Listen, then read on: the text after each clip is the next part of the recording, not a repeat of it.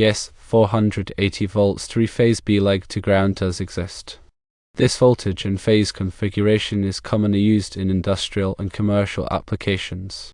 Some examples include electric motors, where it's used to power large motors in machinery, pumps, and compressors.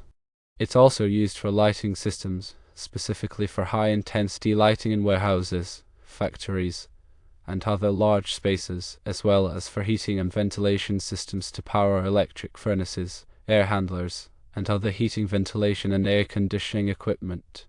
Finally, it is also used for machine tools to operate computer numerical control machines, milling machines, and other heavy-duty equipment. There are several benefits of using a 480 volts 3-phase system.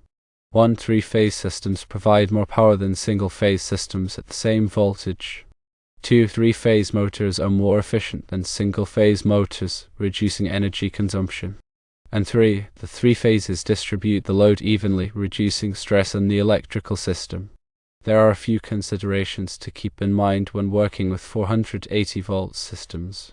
480 volts is a high voltage and requires special precautions for safety and handling.